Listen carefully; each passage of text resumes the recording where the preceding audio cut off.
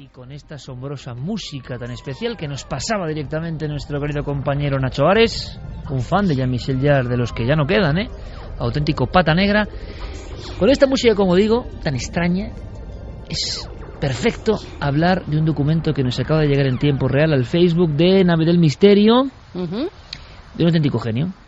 Yo sé que me va a pegar una paliza cuando me vea porque no le gusta que diga esto. No le gusta nada. Es a la vez y eso marca, es nuestro amigo Sergio Fernández de Pinedo, el hombre de la imagen del programa Cuarto Milenio, y que acaba de mandarnos un documento que nos ha hecho dar un brinco, ¿no? Es un poco el cartel de esa exposición, Cuarto Milenio, la exposición. Me estoy imaginando esta música, me va a decir a Noel Calero, llévate allí tus aparatos y ponemos esta música, y ver la figura del Mothman. Ver la figura del Mothman que está en Point Pleasant, Virginia, el lugar donde apareció esta especie de sombra de extraña profecía, este ser que llegó a la pantalla protagonizando aquella película por Richard Gere, este icono del misterio mundial, lo tenemos en Cuarto Milenio, porque ha estado con nosotros como figura, como escultura. Ahora esa escultura emergerá del inmenso almacén del maestro Juan Villa y se pondrá durante 3 días en ese lugar.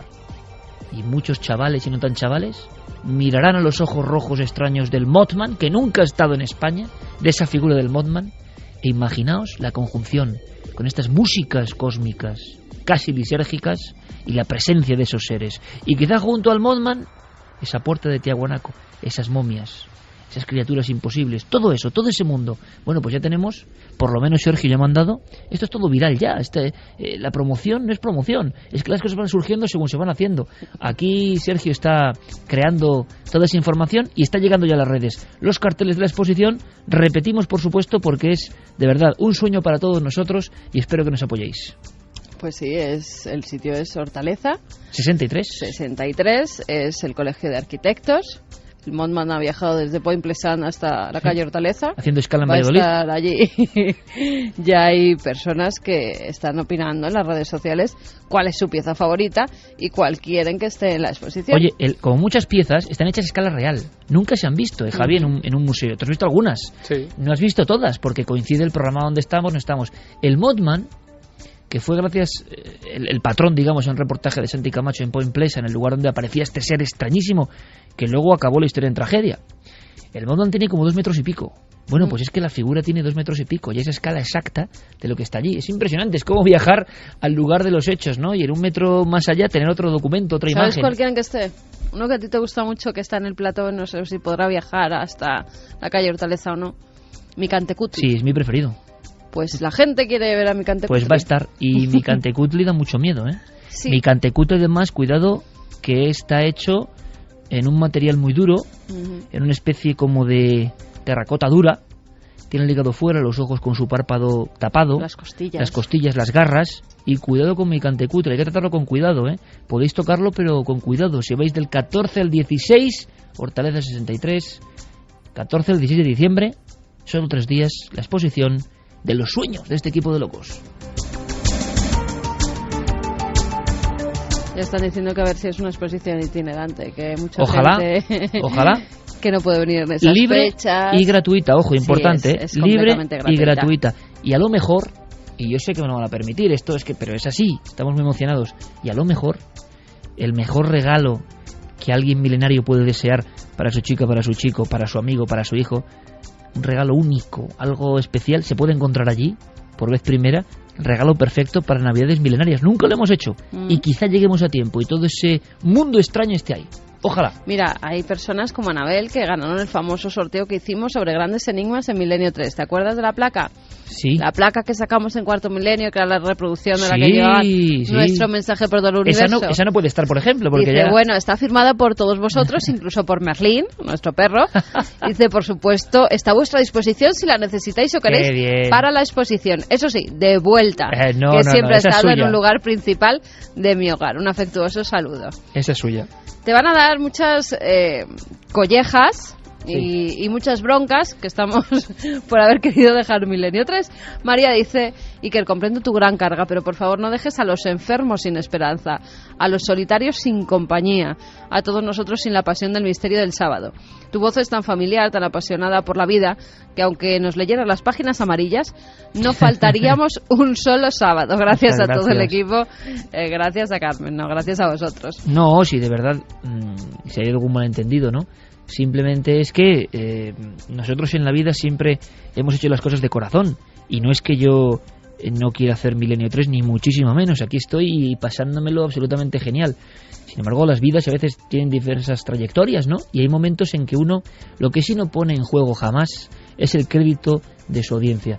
Y hay que hacer las cosas lo mejor que uno puede, y nunca, como yo detecto en mucha gente, por aferrarse a un sitio, ¿no? He sido nómada toda mi vida, absolutamente toda mi vida he volado libre. Entonces estás en los sitios porque estás muy a gusto, estás a tope y estás feliz. Y siempre lo he estado. Pero hay momentos en que uno puede pensar, oye, igual ya llevamos mucho tiempo, ¿no? Igual va a quedar un bonito recuerdo de esta aventura si paramos justo en este momento, ¿no? Lo que no vamos a hacer nunca es cansaros, es estar por tener un reconocimiento público y hacerlo sin alma, porque no somos así, ni vosotros os merecéis eso, ¿no?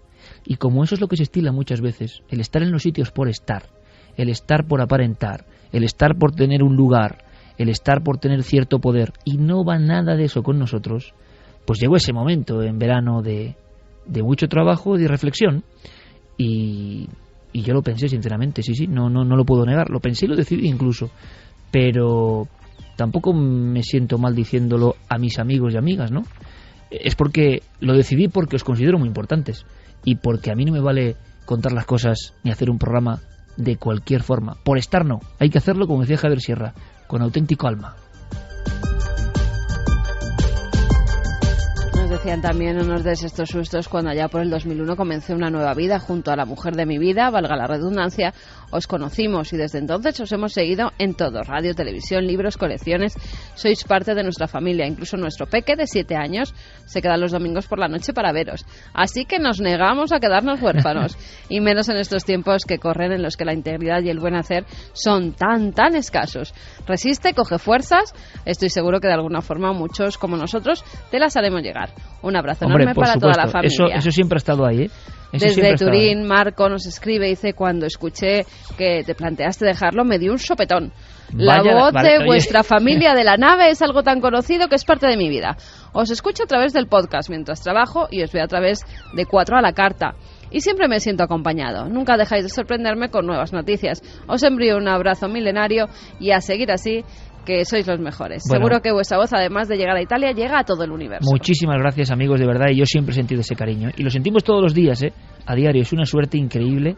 Ayer, por ejemplo, con el doctor Gaona, que queríamos apoyar de una forma especial, círculo de lectores lleno, unas 500 personas, gente fuera que no puede ni entrar, para presentar un libro de un doctor muy valiente y que lo hace muy bien, y que es un personaje fascinante, el doctor Gaona.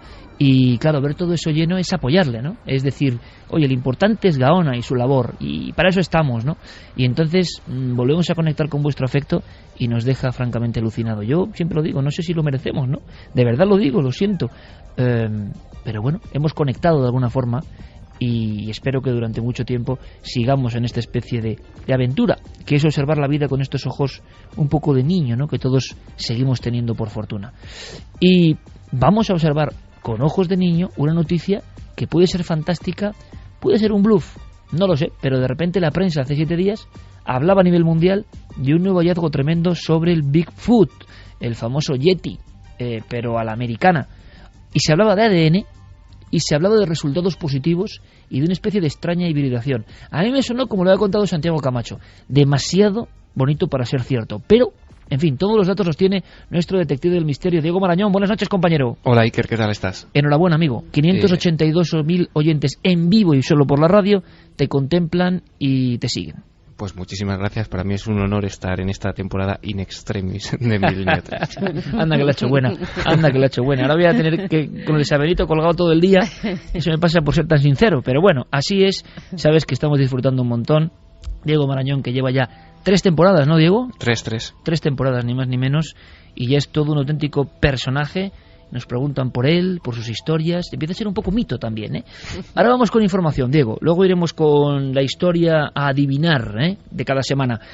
Vamos rápidamente porque merece un fragmento. Enseguida viene un testimonio tremendo de nuestro compañero Javier Pérez Campos, otro de las jóvenes promesas. Ya joven promesa no, ¿Javi? Ya, digo por lo de joven, por eso. Ya esto... vamos a hablar del Bigfoot. Bueno, sí, Javi es muy joven. Es muy joven. Sí, pero bueno, es para que tampoco... Eso todos los mitos. Claro, ya no es promesa, ya es realidad, ¿no? Vamos a hacer una cosa, Diego. Ha ocurrido en Estados Unidos. Sí. Hay un personaje que es detective o es policía, y hay una doctora que lleva un centro de investigación de ADN, de reconocimiento por ADN. ¿Qué ha pasado? Bueno, pues todo esto comenzaba, Iker, el pasado sábado, el 24 de noviembre, cuando aparecía en Internet una nota de prensa, salía de Dallas esa nota de prensa y llevaba un titular tan impactante como este. Decía: ADN de Bigfoot secuenciado en un inminente estudio genético. Claro, el impacto de ese titular es absolutamente brutal.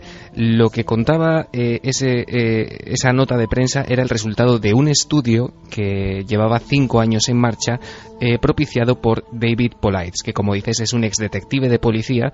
Él en Estados Unidos es especialista sobre todo en desapariciones de personas, pero también actualmente es el director ejecutivo del proyecto Búsqueda del Bigfoot en Norteamérica. Digamos que su interés profesional también se ha derivado hacia esta parte de la criptozoología.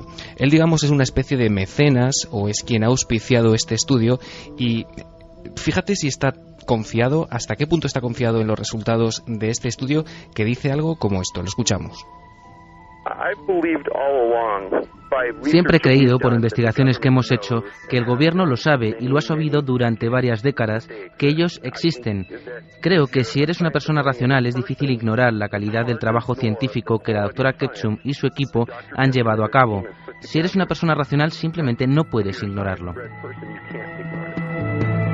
O sea, es alguien absolutamente convencido de la presencia de esos homínidos extraños, de los cuales hay testimonios desde el principio del tiempo, prácticamente, y en Estados Unidos desde el último siglo por lo menos. Vale, pero aquí el elemento, digamos, diferenciador, el que hace que se catapulte hacia los medios informativos de todo el globo, es esa doctora Ketchum. Efectivamente. Que... primero, ¿qué es lo que secuencia exactamente? ¿Qué pruebas llegan a su mano que son esas pruebas de la discordia, Diego? Bueno, la doctora Ketchum, que ha mencionado David Polites, es una veterinaria que en 1985 funda esta empresa que ha sacado esta nota de prensa, que se llama DNA Diagnostics. Ella lleva 27 años de experiencia en el campo de la genética y comenzó a hacer pruebas sobre supuestas muestras de pelos de Bigfoot hace 5 años. Es decir, en los lugares en los que supuestamente se había avistado a este ser, se hacía una especie de rastreo, y si se encontraba, digamos, algún tipo de muestra biológica, de tipo biológico, como puede ser pelos o restos orgánicos, se recogían y se entregaban a este proyecto que, como te digo, lleva varios años en marcha. Ella misma explicaba en una entrevista reciente cómo, aparte de, digamos, que entre todas estas muestras que le habían llegado había algunas falsas que se desecharon y que fueron las auténticas, las que se usaron para este proyecto. Si quieres, la escuchamos a ella misma. Vamos allá.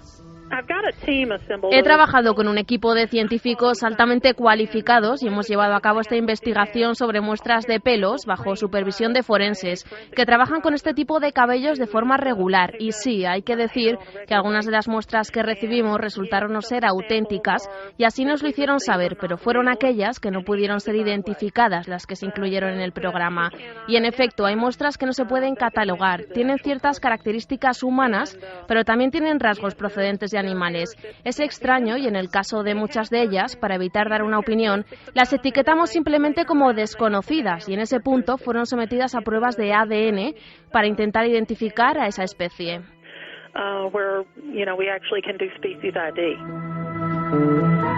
Bueno, y suelta la bomba, Diego. Claro. Una muestra no identificada porque es algo que no se parece a nada. Sin embargo, luego juegan un poco al despiste. Lo vamos a escuchar, indicando que como el trabajo todavía no está terminado, no está concluido del todo, no pueden lanzarse al vacío por miedo incluso a la reacción de la comunidad científica, como es lógico, por otro lado, ¿no? Claro, y no me extraña porque esa nota de prensa, Iker, incluye fragmentos, digamos, tan increíbles como, por ejemplo, y leo literalmente, dice: la amplia secuenciación de ADN de los investigadores sugiere que el legendario Sasquatch es un familiar de los seres humanos que surgió hace unos 15.000 años. Nuestro estudio ha secuenciado 20 genomas y podemos decir que el Sasquatch de América del Norte es una especie de híbrido, el resultado de los machos de una especie desconocida emparejados con hembras de Homo sapiens. Claro, imagínate. Esto es mucho decir, ¿eh? Efectivamente, el estudio, pues francamente, no ha salido, supongo que porque demostrar estas afirmaciones no es fácil, desde luego. El impacto en determinados círculos, Iker, de esta noticia ha sido brutal. Por ejemplo, Whitley Strieber, que es el famosísimo, celebérrimo supuesto contactado y escritor de gran éxito de bestsellers como Comunión, publicaba al día siguiente un artículo suyo que decía, y empezaba, bueno, el artículo es épico, te diré, tiene un tono que parece, yo te lo comentaba por mail, que parecía la investidura del presidente de los Estados Unidos. Es para leerlo, de verdad, poco a poco. Bueno, la verdad es que en ese artículo Whitley Strieber mezclaba conceptos tan variados como, lo tengo aquí anotado, aparece Cristo, los templarios, Göbekli Tepe, las cuevas prehistóricas en España. ¿Qué? Aparece, sí, te lo aseguro. Göbekli Tepe y las cuevas prehistóricas en España. Sí, él, digamos que echa mano de un montón de conceptos. Aparece el tarot de Marsella, el Génesis, aparece Dreamland, o sea, bueno... Como diría Santiago Camacho, terrible sopicaldo o tortilla paisana conceptual. Efectivamente. Sí, ese artículo suyo comienza con una frase tan escueta como brutal, que es: algo muy profundo ha ocurrido. Y tan profundo porque, en fin, esta doctora de la que estamos hablando, Melba Ketchum, no se atreve todavía a dar todos los detalles de este estudio porque, como te digo, es bastante difícil demostrar todo esto que nos están contando. Ella, digamos que se cura en salud antes de soltarla libre. Si quieres también lo escuchamos. Digamos que tenemos algunas pruebas abrumadoras, pero no vamos a adelantar mucho hasta que lo publiquemos, porque no queremos que los escépticos puedan cuestionar lo que estamos haciendo. Trabajamos como lo haría un forense. Se publicará un estudio en una revista científica, ya que es el único modo correcto de hacerlo. Y además queremos volver a comprobar los resultados por parte de fuentes independientes. Estamos en ello.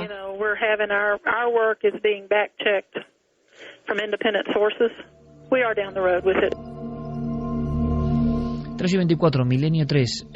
Claro, esto es muy gordo, como diría Whitley Strieber, algo muy profundo ha ocurrido. Es el inicio así, ¿no? Sí. Algo muy profundo has happened. Pues me parece sinceramente un buen inicio, de verdad, ¿eh? O sea, digo a nivel literario. Él además pero recuerda, luego, claro. Él además recuerda, Iker, que dice además: cuando yo era un niño, un conocido de mis padres, Tom Slick, lideró la primera expedición científica en busca del Yeti en el Himalaya, con lo cual pues parece que el tema le toca bastante de cerca. Desde luego, ya te digo, o sea, la nota de prensa es brutal. Te leo simplemente las últimas 4 líneas para que veas hasta qué punto digamos que se mojan sin mojarse, porque realmente el estudio, como digo, no se ha publicado todavía en ningún journal, en ninguna revista científica, pero en esa nota de prensa se dice: genéticamente, el Sasquatch es un híbrido humano con ascendencia materna humana. El gobierno debe reconocerlos en todos los niveles como un pueblo indígena y proteger inmediatamente sus derechos humanos y constitucionales contra aquellos que ven en sus diferencias físicas y culturales una licencia para cazar, atrapar o matarlos. Ha pasado esta semana en Estados Unidos, la noticia ha dado la vuelta al mundo, aquí la analizamos y escuchamos a los protagonistas. Evidentemente, esto es muy bizarro. Lo curioso, y de nuevo el análisis, cómo algo sin comprobarse del todo surge a toda la prensa lo difunde como una gran exclusiva, ni siquiera se menciona en muchas noticias que falta el informe, que no hay publicación científica. Estamos en el mismo bucle demoníaco de casi siempre en ocasiones. Por desgracia, al final, lo más perjudicado es la temática. Luego conectamos de nuevo, Diego, que tenemos que resolver un par de cositas muy interesantes, ¿vale? Muy bien, hasta ahora.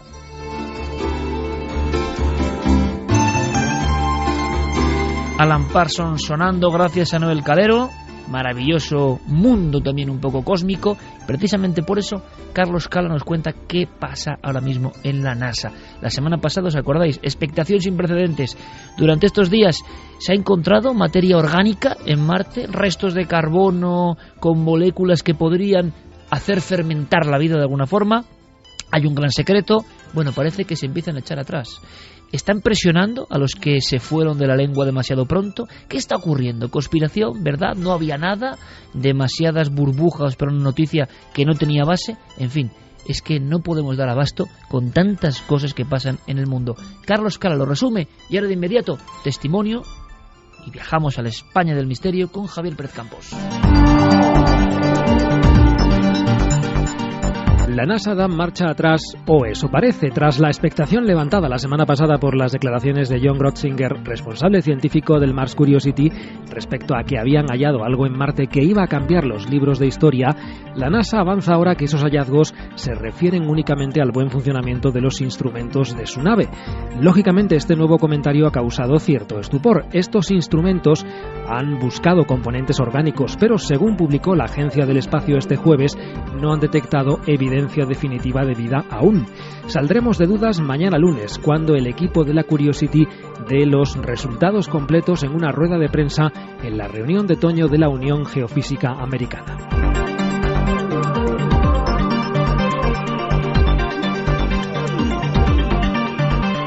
Esta semana salía el EGM y, como digo, 528.000 oyentes, o lo que es lo mismo, un año más, una temporada más, un EGM más, y van más de 30 prácticamente líderes. Pero no solo eso, un crecimiento de 128.000 oyentes.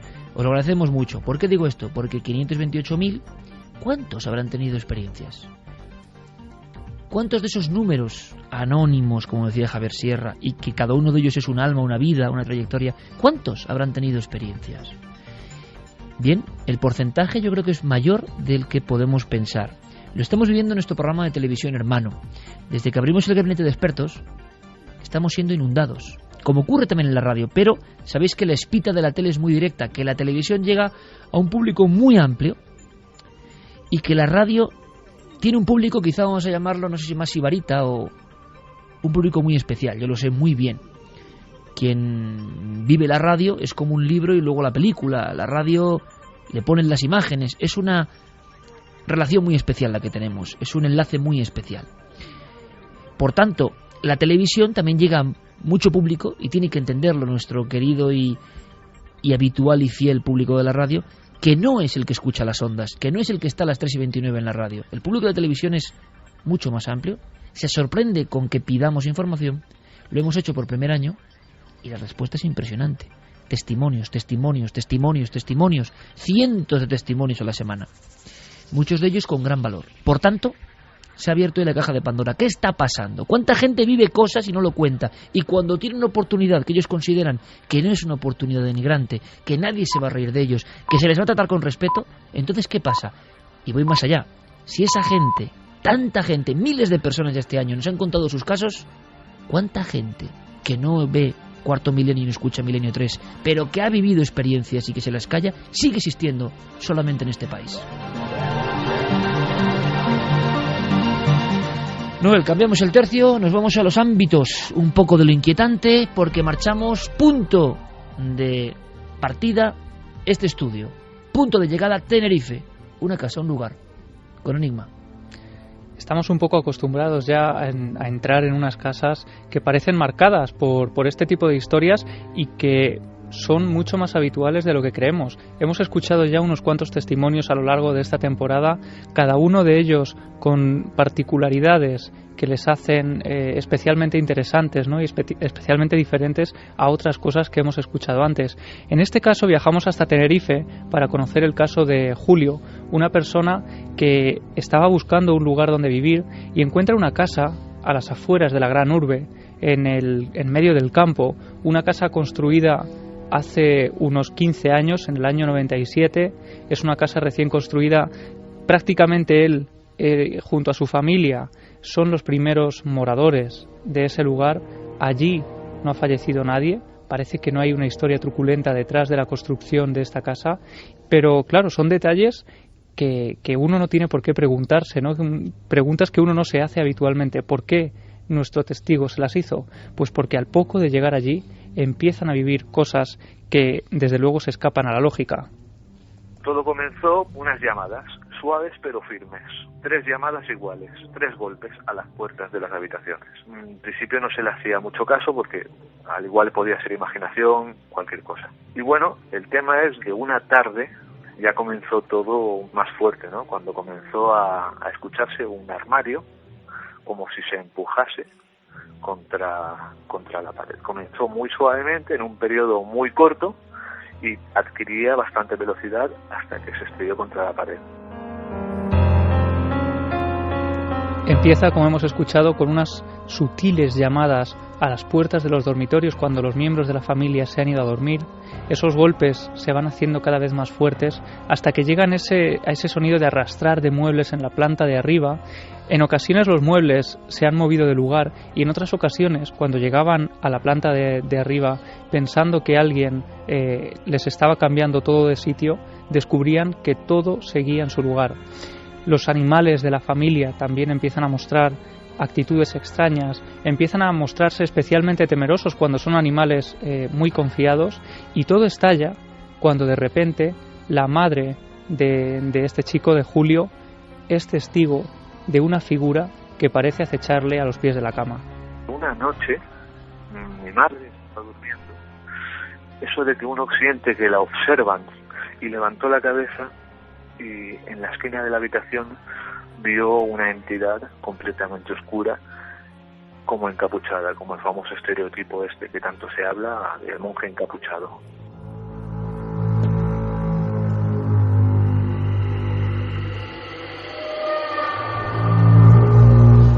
Una vez más, la figura de la sombra, el prototipo casi del mal, ¿no? Estamos acostumbrados a ver este tipo de encuentros que a veces tienen relación con lo más oscuro. Yo he pensado alguna vez, Javi, incluso, si me permites, y estoy como toda la audiencia, ¿verdad?, siguiendo tu alardiana forma, ¿no? Y luego contaremos por qué, porque es todo un estilo, de contar las cosas muy propio, y estamos metidos un poco en el tema, con cierta asepsia además, ahí están los datos. Pero ahora cuando escuchaba por enésima vez a un testigo, pero con esa fuerza que habla de que a su madre le aparece eso encapuchado, siempre pienso lo mismo, ¿no? Nos puede parecer algo de ahora, pero por algo, por ejemplo, la muerte en las danzas macabras del medievo, la muerte es un ser, un arquetipo con una calavera, un esqueleto, el cuerpo descarnado, que va con una capa y que tiene la capucha. Con el paso de los siglos, en ocasiones, y a veces la guadaña, con el paso de los siglos, ese arquetipo, esa imagen, esa figura, y se puede ver en la historia del arte, la capucha empieza a ser más grande y la sombra que cae sobre la calavera es más grande. Cuando en un principio la calavera a veces iba descarnada y era una especie como de hábito sin capucha. La capucha empieza a proyectar sombras sobre la calavera, y hacia el siglo XV y XVI son célebres las danzas macabras, incluso en España, donde la capucha ya es negra y no hay calavera. Uno sabe que está la calavera, pero ya solo hay un traje negro. Ese traje de negro, de alguna forma, o está en nuestro ADN, o está en los recuerdos de nuestros antepasados, o está en los terrores comunes como especie, pero lo que es innegable es que mucha gente cree que se aparece incluso a los pies de la propia cama. Lo interesante de este caso, Iker, es que, bueno, podríamos hablar quizá de una imaginación o de algo, de una sugestión del inconsciente, ¿no?, que te juega una mala pasada en el momento en el que estás durmiendo, pero la casualidad quiso que en ese preciso momento de la noche el hermano de Julio saliera de su dormitorio para ir a la cocina, y en ese momento él, sin esperarlo, se convierte también en testigo de lo imposible. Mi hermano, sobre las 3 de la mañana aproximadamente, salió a la cocina y le dio por mirar a la parte alta donde mueren las escaleras, arriba del todo, precisamente donde empieza la habitación de mi madre, y vio en la esquina la misma entidad. Fue un visto y no visto cuando vio que la entidad empezaba a bajar las escaleras justamente donde estaba él, y él pues no se lo pensó dos veces, salió corriendo a su habitación. Podemos imaginar la escena, ¿no?, de esa persona corriendo a su propio dormitorio.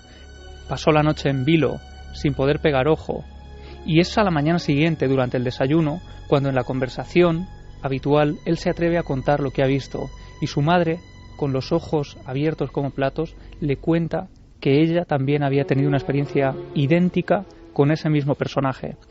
A partir de ahí continúan los fenómenos, escuchan, por ejemplo, un llanto que parece surgir de lo más profundo de la casa, desde dentro del comedor, al final de la casa, y no saben asociarlo a nada, porque ellos empiezan a investigar y a intentar saber más de ese lugar, no encuentran respuesta, hasta que deciden, para intentar poner fin a los fenómenos, llamar a un sacerdote para que él pueda ayudarlos.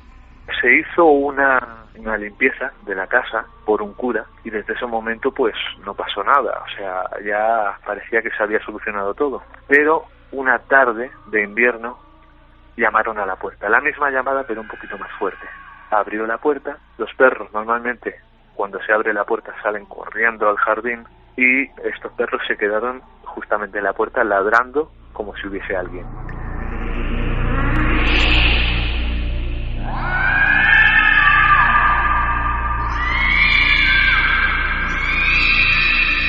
Sintonía, por cierto, en fin, así es Noel Calero, de un disco homenaje a Edgar Allan Poe, El gato negro, claro. Y no podía venir más a cuento, porque estamos hablando de esos animales. Los perros de la familia, cuando reciben la llamada a la puerta de la casa, que hacen algo muy habitual que hacen los animales, ¿no?, que es correr hacia el jardín para ver quién viene, en ese momento se les eriza todo el pelo del lomo, no se atreven a salir fuera, se quedan en postura atemorizados en el interior de la casa, que por cierto es una escena que yo he visto hace muy poco en un lugar que ya contaremos, un perro atemorizado que no quiere entrar en un domicilio. Impresiona ver eso, ¿eh? Impresiona, sin duda, y está registrado. Y en ese momento la madre decide abrir la puerta pensando que es alguien conocido, y a partir de ahí, cuando los fenómenos creían que ya habían remitido, parece que vuelven a despertar. Mi madre pues pensó que era alguien y dijo pasa. Desde ese momento comenzaron otra vez golpes, sollozos, etcétera. Regresan esos fenómenos, parece que solo había pasado unos meses desde que se bendijo la casa hasta que vuelven a empezar, precisamente con esa llamada a la puerta, con esa llamada casi fantasma, ¿no?, porque cuando abren allí no hay absolutamente nadie. Y es entonces, como decíamos al principio, cuando Julio y toda la familia empieza a investigar qué es lo que puede haber ocurrido en la casa. O sea que ahí volvemos a la pregunta que hacías al inicio. ¿Por qué alguien en una casa nueva se pregunta quién ha muerto aquí, no? Claro. Que no tiene aparente sentido, excepto si te pasa todo esto. Claro, excepto que ocurra algo como lo que estamos oyendo ahora mismo. Y aunque le dicen que en ese lugar, durante la construcción de la casa, como decíamos, en el año 97, no se había producido ningún accidente, la gente de los pueblos cercanos sí señalan ese lugar como un punto negro en la historia de España. Se escuchan como lamentos, como llantos. Se oyen como si fuese en el comedor, pero no le hemos encontrado ninguna explicación a esto. Se ha preguntado al constructor si murió alguien en la obra y dijeron que no tenían constancia de esto. Lo único que nos han llegado a decir en el pueblo es que eso era bosque y ahí es donde en la posguerra llevaban a la gente a fusilar allí mismo.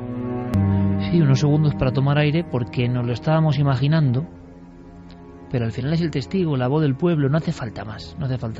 Quien nos pega el labonazo tremendo a todos ahora mismo, ¿no? El lugar donde, da igual el color, da igual la significación política, el mal humano actuaba contra otro humano y se hacían esos paseos terribles, ¿no? Tantos paseos en la guerra civil, ¿no? Es difícil, por eso a veces vecinos contra vecinos, la inquina especial de una guerra civil, y muchos lugares, como decían en Belmez, ¿no?, preñados de muertos. Yo lo digo, de muertos de cualquier tipo, credo, condición y bandera, me da exactamente igual. Y bañando con su sangre los caminos y los lugares que quedan ya marcados, ¿no? Precisamente ahí la constructora hizo las casas. Vaya caso, vaya historia. Estaba viendo un poco, fíjate en imagen, esas fotos terribles, ¿no? No sé si auténticas o no, pero que a mí desde luego me marcaron de niño tremendamente. Las fotos del fantasma de Le Prieure, ese caso donde una mujer sin nombre en el libro de Robert Touquet, Medium y fantasmas, define, pero con unas galas blanquecinas, una especie de fraile famélico que se le aparece, cuya cara está ensombrecida por la sombra de la propia capucha o hábito, y solo oye un lamento de alguien triste, y el terror de ella con el respaldo de la cama, pegada a los omoplatos, aterrorizada la mujer, viendo que se aparece aquella figura y que se arrodilla y se postra en cierto momento. Y es todo un lamento. Ella cree escuchar algo así como: que Dios se apiade de mi pobre alma.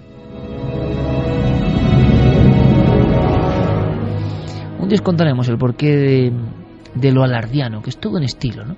Es todo un estilo. Ha encontrado Javier Pérez Campos, que uno de sus ídolos es Alardo Prats, un gran periodista.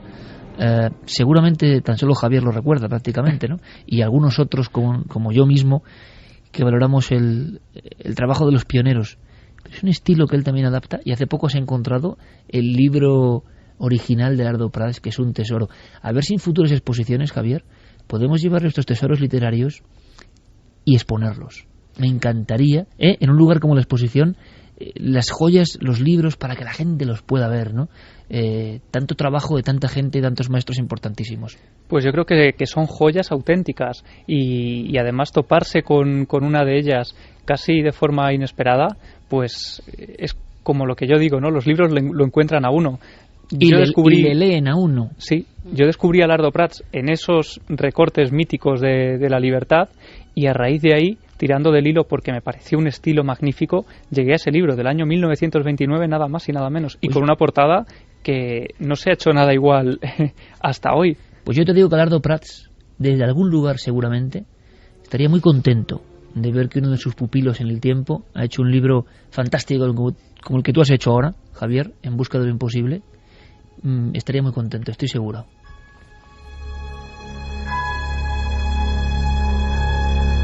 Por cierto, que nuestro compañero ha visto eso del perro que no se atreve a entrar a una casa. Verlo y filmarlo, ojo, ojo. Ver un animal que no es sugestionable a nivel humano, que no entra en una casa. ¿Nos puedes contar, antes de dar paso de nuevo a Diego Marañón, en un minuto, por favor, sin desvelar mucho, qué te ha pasado? Porque te acaba de ocurrir, acabas de llegar. Hace 3 o 4 días prácticamente estábamos en un lugar que no vamos a desvelar por ahora, pero es una casa que también arrastra una historia un poco trágica, y que, bueno, pues sus dueños, la gente que vive allí dentro, han sido testigos también precisamente de la aparición de esta eterna sombra que parece merodear por tantos puntos, ¿no?, del mundo. Y en este caso, el perro de la familia, ellos se lo encuentran un día hace unos años y se lo llevan a casa, y notan que desde el primer momento el perro, que es un animal feliz, que es un animal que está siempre buscando cariño, pues en la casa se muestra especialmente asustado, y hasta tal punto que al cabo de 3 o 4 días de meterlo en su casa, el perro se marcha a casa de los abuelos de la familia, que vive muy cerca de allí, y no hay quien vuelva a meter al animal en el interior de esta casa. Intentan volver a llevarlo y al final lo dan por caso perdido, dejan que el perro viva con los abuelos, y nos decían, es que no hay quien meta al perro en casa. Claro, y una cosa es que te lo cuenten. Claro. Pero otra cosa es que estés tú ahí con la cámara y lo veas. Claro, hicimos la prueba para ver si el perro llevaba varios meses sin pasar por la casa, a ver si había sido pues algún tipo de, bueno, pues de miedo que había cogido y podía volver a entrar. Y no, hicimos la prueba, el perro iba completamente normal por la calle, saltando, pasando de un lado a otro, y cuando llega a la puerta exacta de la casa donde estábamos haciendo la investigación, el perro pone las patas hacia adelante y no hay quien lo meta dentro. ¿Cómo nos ponemos alerta, verdad, cuando uno de nuestros perros siente algo raro? Sí. También hay una ellos ven algo, y nosotros, por rebote, creemos en lo que ellos ven. Sí, cuando estás por la noche, que estás ya casi dormido y de repente empiezas a escuchar como las uñas de los perros corriendo en la madera, que salen rápidamente al pasillo y se quedan mirando algo y no sabes a qué miran porque nadie ha hecho un ruido, el ascensor ya no se mueve porque los vecinos a esas horas de la madrugada, a las 3, las 4 de la mañana están durmiendo, y los 2 perros se te quedan mirando al pasillo, como muy atentos, con la cola hacia arriba. Y de repente ya se relajan y vuelven a sus camas en la habitación y dices, bueno, ya ha pasado, ya. Noel no se reía y asentía, y yo creo que muchísima gente ahora mismo, en este instante concreto, está sintiendo qué maravillosas antenas. Lo lógico es pensar es que, como en todo, no es que han escuchado algo. Y tú puedes pensar, sí, pero tampoco lo sabes, como yo. O sea que, ¿es eso o es otra cosa? A las 3:46 vamos a descifrar enigmas y viejas historias, o modernas historias, con Diego Marañón. Vámonos, Noel.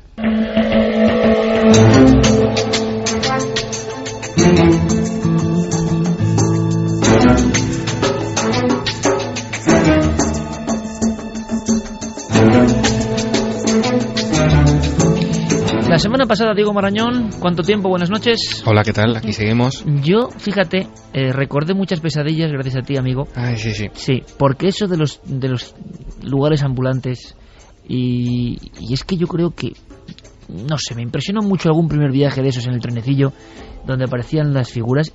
Y oye, los miedos infantiles se quedan, ¿eh? Yo te digo, por ejemplo, que ya a mí no me gustaría meterme otra vez uno de esos. Y siempre que... No, que yo no quiero saber nada de esas cosas, aunque sean de...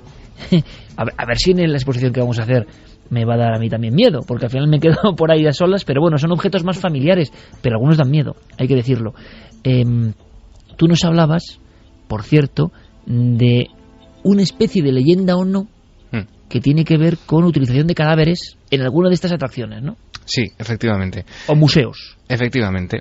Nosotros planteábamos si es posible que en algún museo de cera, en alguna atracción para niños o para no tan niños, en alguna casa del terror, por ejemplo, si sería posible que alguna de esas figuras que aparecen en las paredes o como parte del atrezo, ¿no? Hay gente, pues por ejemplo, que aparece colgada en alguna casa del terror, si sería posible que ese tipo de esculturas fuesen bastante reales, más reales de lo que sería esperable.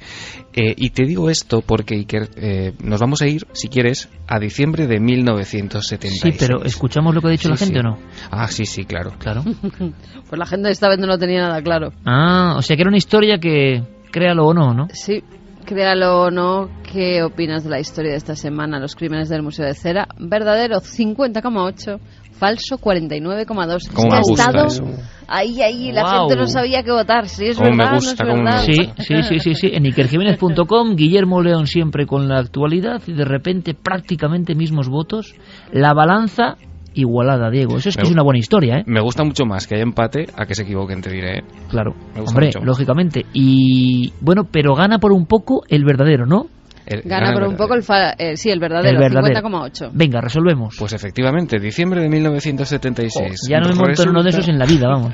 Resulta que hay un equipo de televisión rodando esa serie, no sé si te acordarás, Iker, El hombre de los 6 millones de dólares. Ajá. Esa serie se graba en California y allí en el episodio titulado Carnaval de Espías, resulta que el equipo se desplaza a un parque de diversiones donde un miembro del equipo agarra un maniquí de cera de aspecto anaranjado para, moverlo de sitio y preparar el plano necesario. Resulta que ese maniquí tropieza contra parte del equipo y al desprenderse el brazo del maniquí sale un hueso humano. Claro, inmediatamente el equipo de rodaje da aviso a las autoridades se presentan, se monta una investigación impresionante y todo eso lleva a la historia de Elmer McCarthy. ¿Quién es este hombre? Bueno, pues a grandes rasgos te lo cuento. Era un ladrón con muy mala suerte, francamente. Si uno lee su historia en detalle, tiene tan mala suerte como que incluso cuando atraca un tren de la Pacific Express, él utiliza nitroglicerina y usa demasiada, es decir, la plata se funde, no puede robar nada, aquello es un follón. El pobre hombre tiene muy mala suerte en su vida. Un ladrón gafado. Al final, en uno de sus tiroteos la policía lo acorrala, lo acribilla, y como nadie reclama el cuerpo de este pobre hombre, el dueño de la funeraria de Oklahoma, donde tiene lugar el tiroteo, se hace cargo. El embalsamador utiliza demasiado arsénico, termina momificando el cadáver, y durante las siguientes 2 décadas se mueve de lugar en lugar, lo adquiere una empresa de espectáculos, lo hacen pasar por gente que no es, se utiliza para hacer cartelería de películas, llega a un museo de cera, en fin, y al final acaba en este parque de atracciones. Él lo representan como un hombre que está colgado, curiosamente, y en fin, lo que había allí no era un maniquí, no era nada de plástico ni de cera, sino un cadáver absolutamente real. Madre la mía. Historia de Elmer McCarthy, que de verdad es muy recomendable si la gente está interesada, porque es realmente interesante y entretenida. Gafe, pero gafe hasta de ultratumba también. Hay que decir que a día de hoy está en el cementerio Summit View en Oklahoma. Por fin descansa en paz este pobre hombre. ¿Cuántas cosas entonces habrá en algunos parques de estos extraños? ¿Retazos de la siguiente historia? ¿La lanzamos ahí, Diego? Sí, por supuesto. La siguiente historia de Iker es la historia de un vídeo que lleva circulando desde el pasado mes de septiembre. Es un vídeo absolutamente viral en internet que, como siempre ocurre en esta sección, salta de correo en correo y que plantea si es posible que la teletransportación, ese concepto en el que los objetos se mueven instantáneamente de un lugar a otro, por cierto, un término acuñado por Charles Ford, es teletransportación. Yo me pregunto si ese concepto puede ser real. Oficialmente no lo es, pero ¿y si se estuviesen haciendo experimentos y se estuviesen consiguiendo resultados con éxito en algunas partes del mundo? Bueno, en ese vídeo que sometemos a juicio esta semana, vemos la filmación de una cámara de seguridad en las calles de China. En un primer momento observamos cómo parece que el tráfico pasa hasta que aparece una moto que cruza la calle, que no se da cuenta de que viene un camión que le va a llevar por delante, y cuando van a colisionar aparece un extraño ser de la nada, parece que lo arrastra, ambos desaparecen, la moto y este ser, como si fuera pues eso, una teletransportación. Esto evita el choque entre ambos vehículos e inmediatamente, en menos de un segundo, aparecen esas dos figuras en la parte superior derecha de la pantalla. Ese vídeo, según la grabación, fue tomado el 5 de septiembre de este año a las 12:03 de la mañana y se ha hablado absolutamente de todo. Se ha hablado de ángeles, de extraterrestres, de seres protectores. La pregunta de esta semana, en Créalo o no, es si existe la teletransportación. Guillermo León ha colgado ya el vídeo en las redes sociales, así que cada uno que eche un vistazo y que decida qué le parece. La semana que viene resolvemos. La pregunta es si existe la teletransportación en ese vídeo. Efectivamente, si lo que se ve en ese vídeo es una teletransportación o por el contrario estamos ante un fraude, como puede suceder. ¿Habrá ser la manga de Diego Marañón? Por cierto, que me has dado una idea con lo que has contado del cadáver de este gafe. Sí. Para la exposición. Me has dado una idea, no voy a decir cuál. Oye, te espero en la exposición, Diego. Suena raro eso que has dicho. Bueno, que la gente siga yendo a esos parques porque sí, los niños son maravillosos. Hombre, y además... claro. Hombre, los del terror tampoco son tan maravillosos para los niños, pero bueno. Pues sí. Sí, sí. A mí me gustaba. Bueno, yo quiero que vayan niños al de Cuarto Milenio, ¿eh? A mí me gustaba montarme en ese tren. Es verdad que luego me asustaba. Pero sí que... A mí me interesa mucho, del 14 al 17 de diciembre, en la exposición, intentar ver cómo lo ven los niños. Pues a mí esperadme que intentaré estar. Ojalá, Qué Diego, bien, ojalá, Diego. Porque quiero que esté toda la gente vital de nuestros programas y tú, por supuesto, lo eres. Un abrazo muy grande, amigo. Otro para todos. Hasta luego.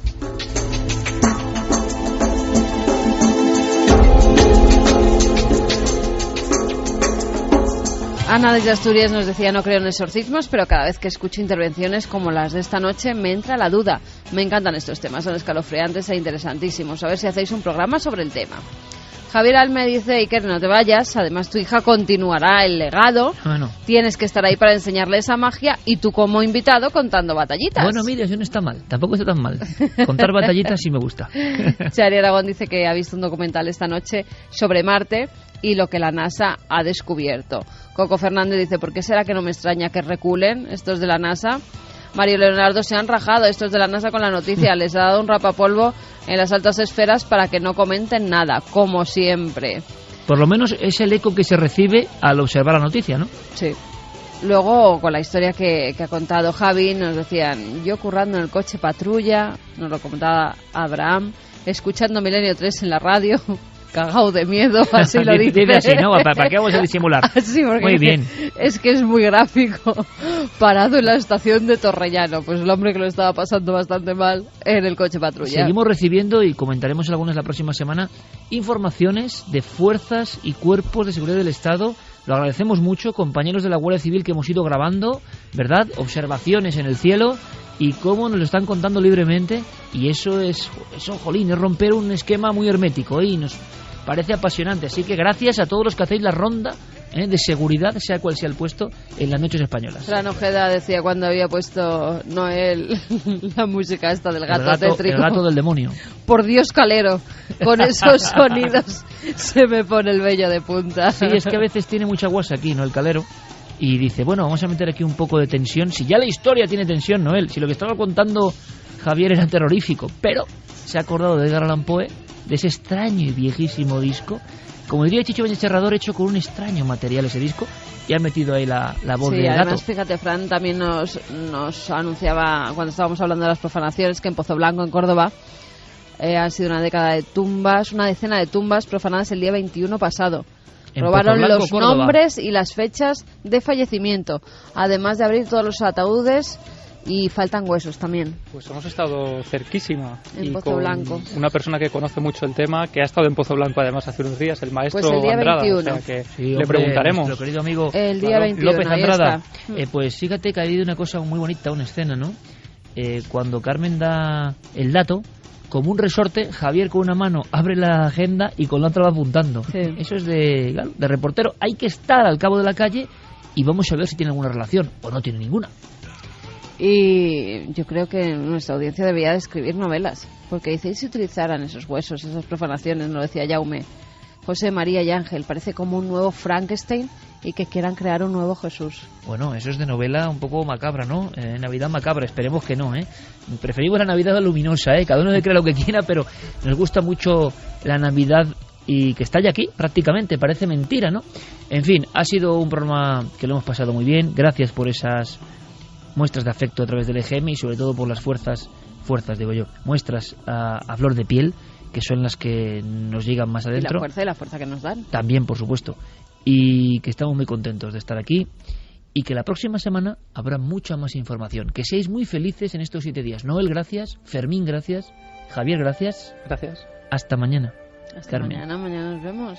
Porque hay tema interesante mañana en Cuarto Milenio. Sí. Me da a mí que va a haber un debate que, hombre, yo espero que no llegue la sangre al río. Ni quiero, pero me da a mí que va a ser imposible. Milenio 3 se puede hablar de cosas, por ejemplo, que directamente es verdad. Va a haber un espacio en la exposición. Que ahora vamos a dar todos los datos. Por ejemplo, una de las siniestras máquinas de matar, cuenta la leyenda que fue una que se llamó la Dama de Nuremberg o Doncella de Hierro. Era una especie de sarcófago que tenemos reproducido. La cara a veces era, para mayor contraste terrible, la de la Virgen María con unos pinchos. Se trasladó con el tiempo a ser una especie de mujer no identificada con antifaz, y hay quien dice que fue el retrato ya en el 17 y 18 de la propia Erzsébet Báthory, la condesa sangrienta, la persona que mató a 600 doncellas para bañarse con su sangre porque creía que les rejuvenecía. Muy también de este tiempo, en algún sentido, ¿no? Eso de rejuvenecer a toda costa y si acabas con la vida de otro pues no pasa nada, casi vamos a llegar a eso, por el egoísmo, ¿no?, de lo nuestro y el hedonismo a toda costa.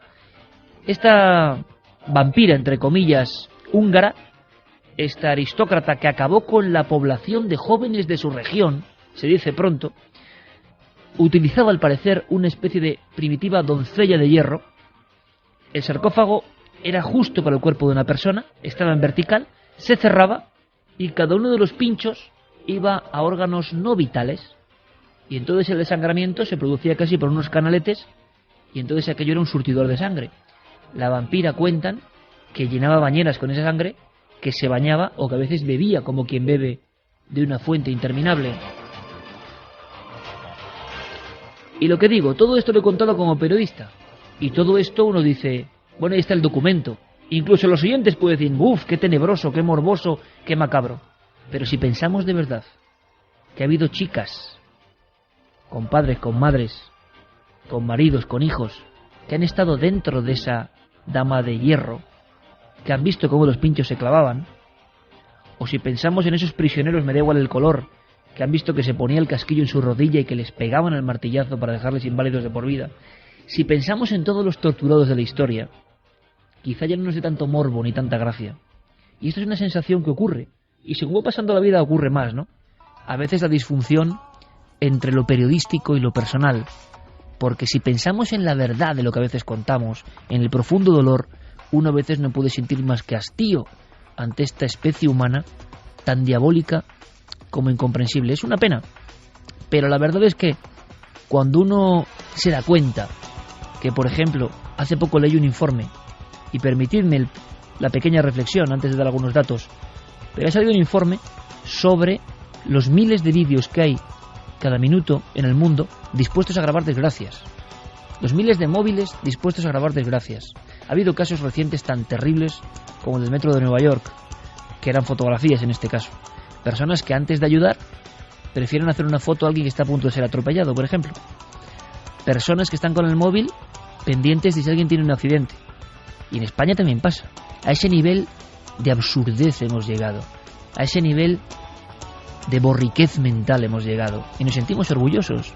Y se pasan los vídeos para hacerse risas. A eso hemos llegado. El prodigioso ser humano, que sobre todo en el pasado hizo cosas tan grandes, a eso hemos llegado. Y me dirán, hombre, en la red también está todo lo bueno. Hombre, y tanto que está todo lo bueno. Hay posibilidades mágicas. Hay cosas que nunca hubiésemos soñado. Cuando yo era niño nunca hubiese soñado con tener la información que hay ahí a un golpe de clic. ¿Cuántos niños, cuántas niñas, cuántas personas con vocación pueden hacer realidad sus sueños a golpe de ratón si se lo proponen? ¿Cuántas posibilidades para emprendedores? ¿Cuánta capacidad para informarse, para instruirse?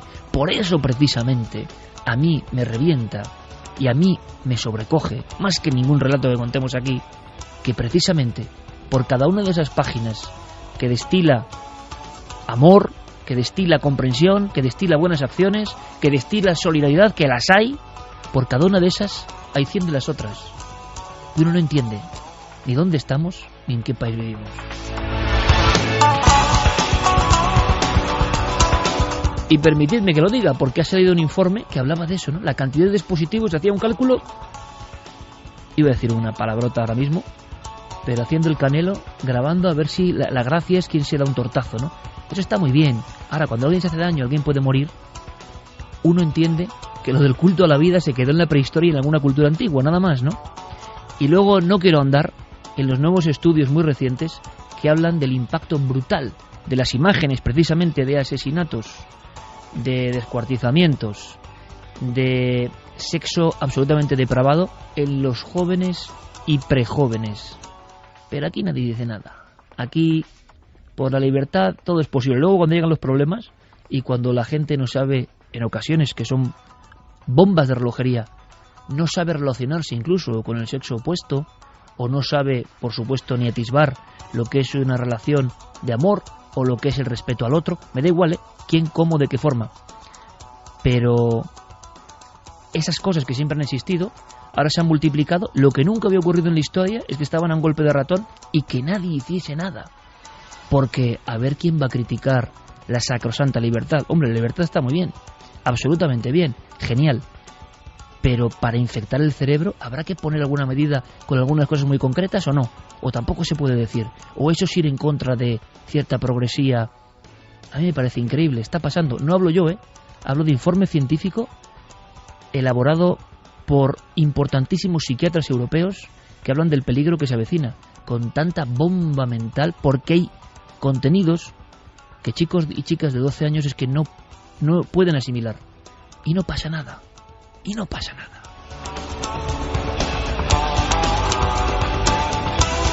Por eso a veces remar en sentido contrario, intentar inspirar otras cosas, intentar crear mundos de fantasía, de emoción, de búsqueda, de aprendizaje.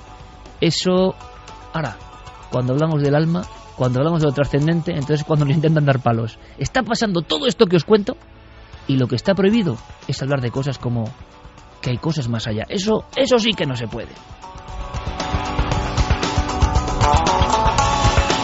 Y como ya me he despachado a gusto, vamos con los datos de la exposición. Pero es que son dos informes que han surgido. Iba a hacer el comentario en la televisión, pero mira, me adelanto y lo hago ya aquí y ya no lo hago en la televisión, porque me parece indignante. Sobre todo con, ojo, lo digo, una de las herramientas más mágicas que el hombre ha tenido a su alcance para su desarrollo y evolución, que es la red. Bien empleada, mágico, incomprensible e incomparable en muchos aspectos. ¿Por qué lo convertimos en basura? Es increíble. Los culpables, cada uno de nosotros. Pero es increíble y está pasando. Y también sé que hay mucha gente positiva, desde luego. Lo que ha pasado esta misma semana con lo de la enfermera.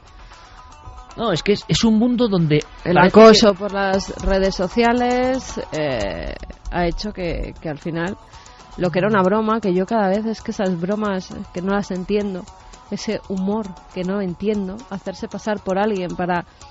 No lo entiendo, y se hace en todos los países del mundo, y cada vez es menos comprensible, porque ya ha habido pues varias cosas malas que han sucedido precisamente por esto, que sí, que algunos pueden hacer mucha gracia hacerse pasar por alguien y que se rían porque sí, es muy gracioso, y que nos imiten, y que está muy bien, que hasta cierto límite, pero cuando ya empieza a haber suicidios por un acoso mediático y por un acoso a través de las redes sociales, pues oye, hay que tener un poquito de cuidado, ¿no? Que esos humoristas tan graciosos se planteen a quién pueden hacer daño. Hay muchas personas que piensen en un fin del mundo como una catástrofe, que miedo el 2012, qué va a pasar, qué va a ocurrir, lo dijo Nostradamus, viene un asteroide. No se dan cuenta que el peor fin del mundo es el que cada uno de nosotros podemos llevar dentro, ¿no? La degradación absoluta, ojo, no tiene tanto delito si uno no tiene posibilidades de desarrollo. Si uno nacido tiene delito, porque hay gente que sale, pero en un estado de absoluta pobreza moral a su alrededor, no sé cómo decirlo, sin recursos de nada, lo tiene muy difícil para salir. Pero ahora que cada individuo del mundo occidental, no todo el mundo, por desgracia, tiene posibilidades, ¿no? O bastantes posibilidades, por lo menos de instruirse, parece que, claro, es más fácil la degradación. Yo no entiendo esa capacidad, por ejemplo, de reírse del mal ajeno, es que nunca lo he entendido. Y me pueden llamar, no sé si puritano o qué pasado de moda estás. No acabo de entenderlo. Con una herramienta tan prodigiosa. ¿Por qué es noticia? Porque esta semana coincidían los dos informes. Es curioso. Ese que habla de la bomba de relojería que suponen los contenidos degradantes en mentes que lo saben los neurofisiólogos, no yo, oiga, de cómo se prepara el cerebro y para qué está el cerebro. Muchos de los miedos, muchos de los traumas, muchos asesinos en serie, luego se ha sabido que por supuesto que son culpables y son gente malvada, pero que en su infancia habían sufrido impactos durísimos de cosas que les habían marcado, y que lo que nos marca en la infancia es fundamental. Bueno, pues está marcando la infancia sola de una forma tremenda, con una especie de cuestión lúdica, y aquí nadie hace nada. Y por supuesto que Internet, además, yo pienso que tiene que gozar de esa libertad que es la que la hace mágica también. No se pueden censurar contenidos, pero para los niños es un debate brutal. Bueno, pues es un debate que poca gente tiene. Sí que hay personas que intentan, no sé, hacer algo, pero está la cosa muy difícil, y el informe es médico y psiquiátrico, repito, y el otro, ese, miles de móviles buscando no una buena historia, no aprender algo, no, buscar el tropiezo, y si es accidente mortal mejor. Me deja alucinado, aunque sé que por fortuna, por ejemplo, los milenarios son gente que la inmensa mayoría, si no todos, hacen un uso de la red maravilloso, porque muchas veces son ellos, tengo que decirlo y no es peloteo, los que nos dan pistas, los que nos dan claves, los que nosotros contamos una cosa y gracias a Internet nos dan un dato que nos faltaba, y eso también hay que decirlo. Datos de esa exposición, Carmen. Pues exposición que va a estar abierta al público el viernes 14, el sábado 15 y el domingo 16 de este mes de diciembre. Va a ser en la calle Hortaleza 63, es entrada libre y completamente gratuita. Milenio 3 y Cuarto Milenio van a sacar sus piezas, van a llevar a sus integrantes, eso que decía Iker, de pues siempre vamos a estar pululando a alguien del programa por allí, por la exposición. Vais a poder contemplar muchas de las piezas que han salido en el programa, eso que nos pedíais, por favor, hacer Milenio 3 y Cuarto Milenio delante del público. Pues lo vamos a hacer de esa forma. Esos 3 días vais a poder visitar esas estancias, vais a poder ver lo que nosotros vemos en plató, lo que el pequeño equipo que somos, pues cuando hacemos el programa tenemos la suerte de tener entre nuestras manos. Maravillosas. Por ejemplo, Javi, ¿tu pieza elegida?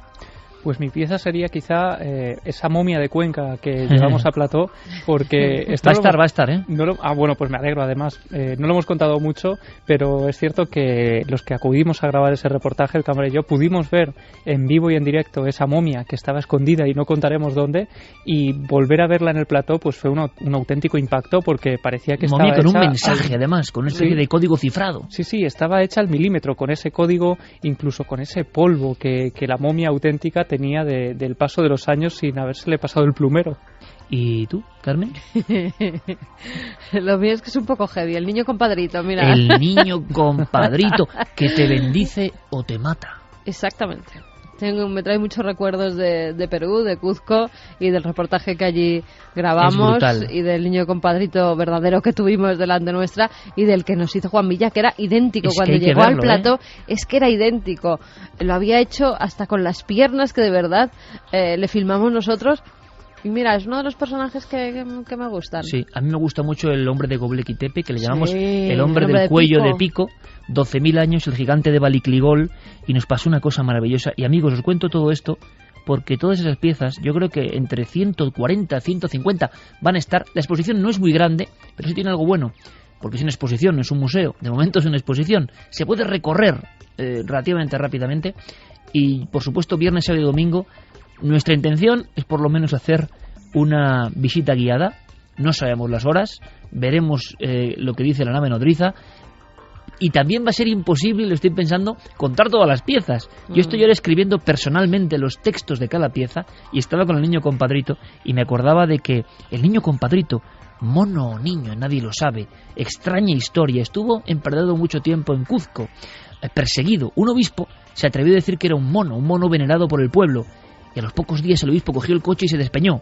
Desde entonces, cientos de personas acuden a pedir favores a ese niño compadrito, y Juan Letona, cuando nos recibió allí, nos dijo, a la pregunta que yo le hice, ¿el niño compadrito es bueno? Dice, sí, el niño compadrito es siempre bueno.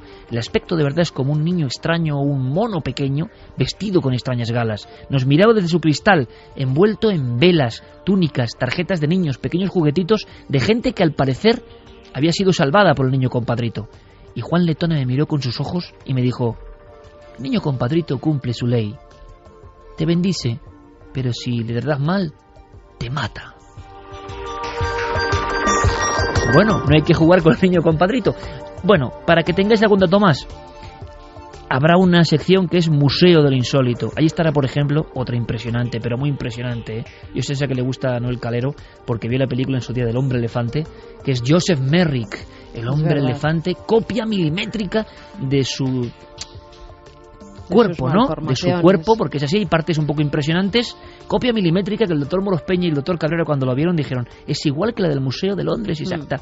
Ahí habrá un montón de figuras, no os puedo decir más. La España mágica, una zona donde tendremos pues figuras increíbles, desde la mano de gloria que utilizaban las brujas hasta las pinturas maravillosas del Pla de Petracos, por ejemplo. La zona de la morgue, ni os cuento, os imagináis, ¿no?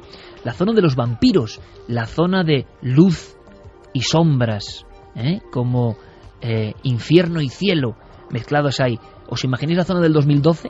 ¿O la zona de los dioses que vinieron del cielo? En fin, todo eso y mucho más. ¿Los horarios? ¿Esto es importante?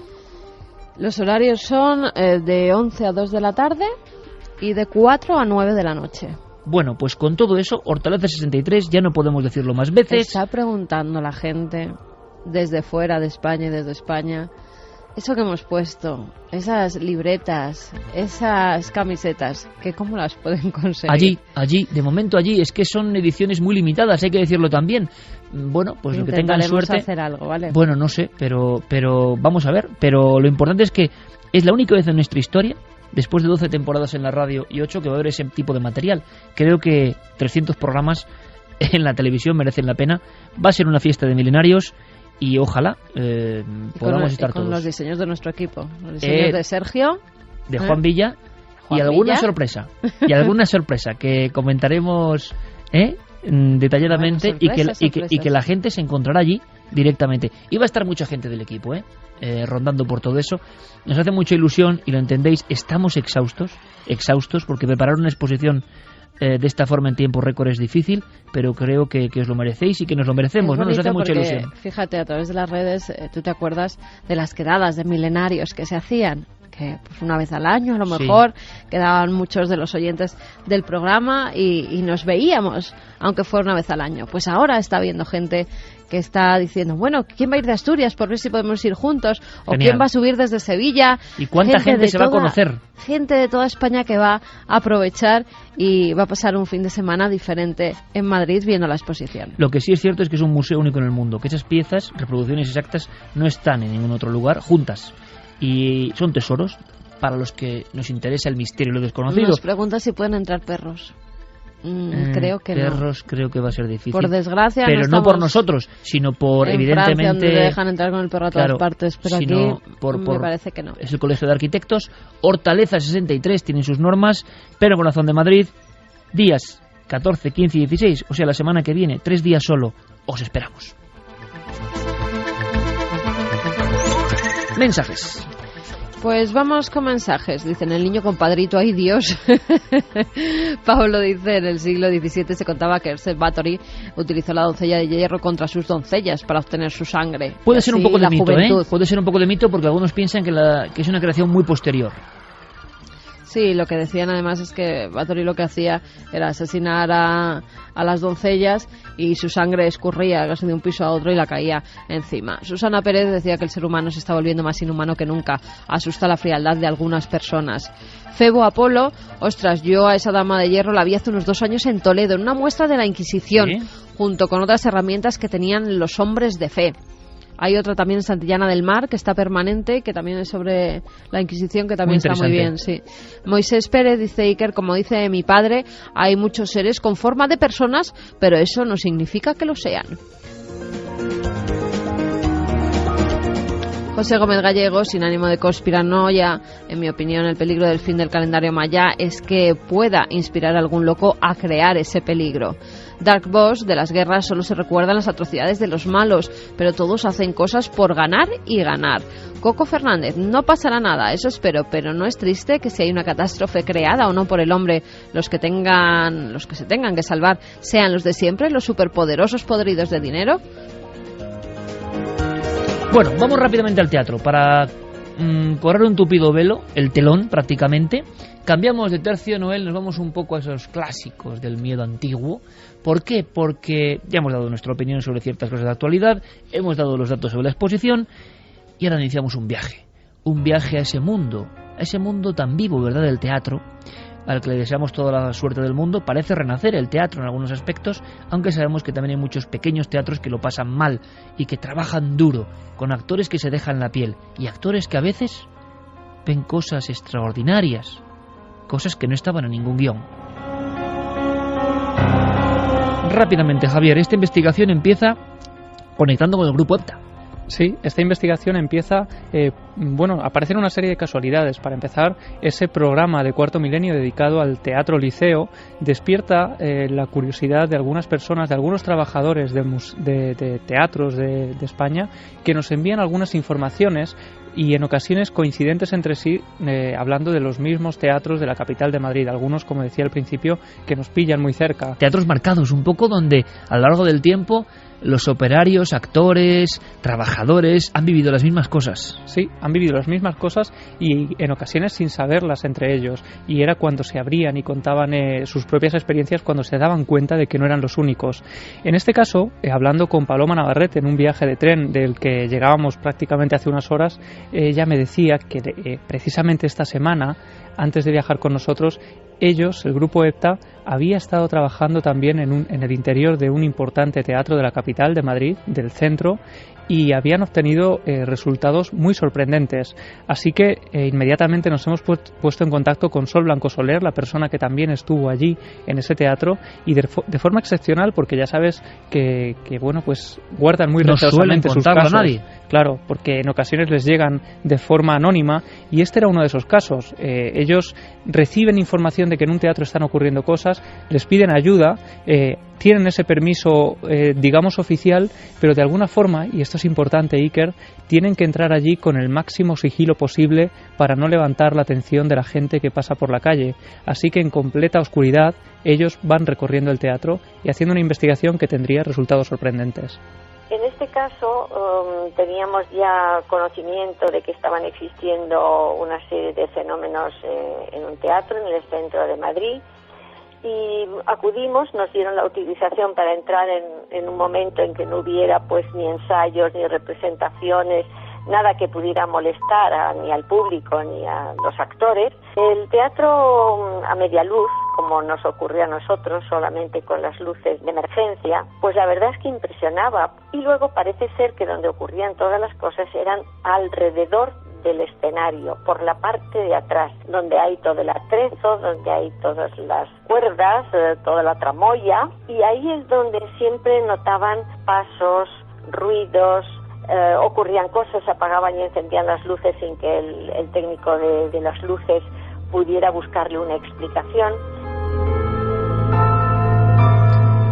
Es interesante ese detalle al que aludía Sol, porque algunas de las personas que nos han escrito y en muchos otros casos de teatros que repasaremos ahora, se habla de fenómenos extraños, especialmente en la zona de bastidores, de tramoya, y casi nunca en la zona del patio de butacas o en el escenario. Es algo que coincide a lo largo de estos testimonios.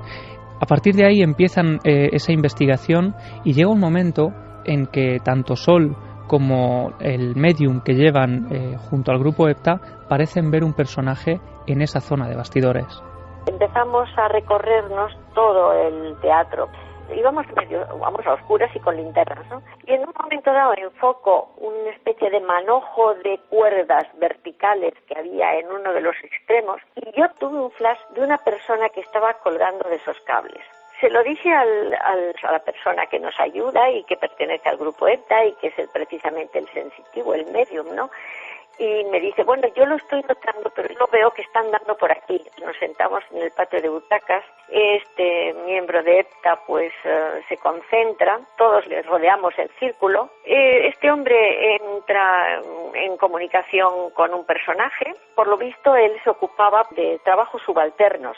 Nos dijo que solamente recordaba que en un año, que nos dijo perfectamente el año, que él había tenido un accidente, precisamente, fíjate qué curioso, en las cuerdas donde yo le había visto, en ese lugar de la parte de atrás del escenario.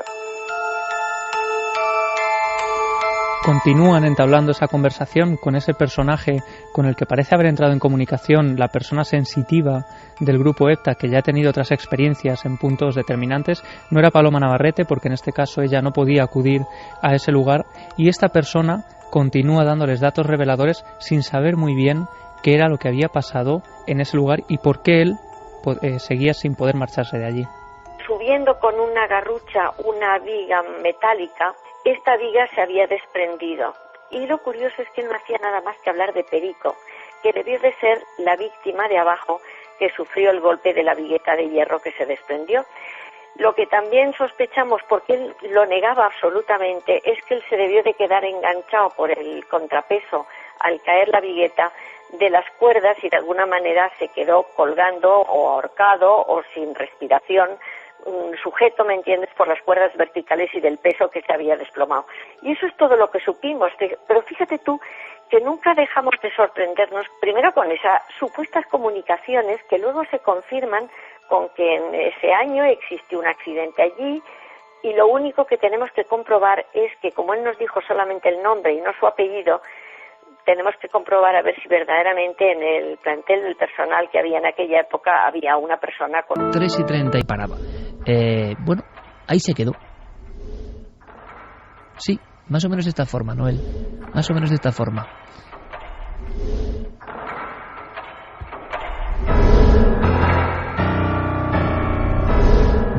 Nunca una música ha acompañado en el momento exacto mejor a una descripción, ¿no? Estabais viendo casi al hombre, ¿no? Estabais viendo esa especie de Quijote de otro tiempo avanzando por un subterráneo del teatro. En fin, así es la magia de la radio. Bueno, pues hemos ido a otros lugares, hemos recorrido otras historias. Y yo me acuerdo de otra imagen de impacto, Carmen. En la Almudena, ¿recuerdas la escena con la night shot que pudiste grabar? Porque estuvimos 2 noches. Una tú estabas allí, otra yo estuve con el equipo y con Sergio. El monumento a los muertos en el Teatro Novedades. Sí, impresionaba además. Si no recuerdo mal, era un monumento que por sus 4 caras tenía los nombres de todos los que fallecieron en el Teatro Novedades, y había una placa que lo decía, por todas las víctimas que se quemaron, que fallecieron, que murieron. Impresionaba mucho porque se alzaba dentro de la zona ya que se quedaba un poco antigua de las lápidas, que algunas de ellas pues estaban ya rotas, eran muchas chiquititas, la mayoría de ellas en el suelo estaban casi imperceptibles, algunas llenas de matojos, y entre ellas se alzaba esta que era realmente espectacular, por alta, por grande, en conmemoración a esa gente que allí perdió la vida. Y sí que impresionaba. Cuando yo llegué a ese lugar, además recuerdo que iba con la linterna, iba viendo otra cosa. Había visto al final una especie de llamarada. Eran unas velas que había en una de las tumbas y yo iba directa hacia esas velas. No había visto el monumento a los fallecidos en el Teatro Novedades. Y cuando iba pasando entre las tumbas, entre las lápidas, de repente me enfocó la linterna hacia un gran monolito de piedra blanco que era este monumento. Y dije, esto tan grande aquí, ¿por qué? Y ya cuando empecé a leer la inscripción que había se me pusieron los pelos de punta realmente, porque además recordaba lo que había pasado en el teatro y cómo la gente, las crónicas de la época, habían intentado salir, no habían podido, la gente se pisaba, entró el pánico y muchos murieron por eso. Y se contaba, y se contó durante mucho tiempo, la presencia del fantasma de alguien que cojeaba. Sí. Y directamente el cronista oficial de la villa, Ángel del Río, nos contó en Cuarto Milenio el porqué de esta historia. Surge también después una especie de leyenda que se llama el Cojo del Novedades. ¿Quién era el Cojo del Novedades? Pues para parecer un fantasma que paseaba por las noches y hasta el amanecer, de alguna manera es como dándose golpes de pecho arrepentido.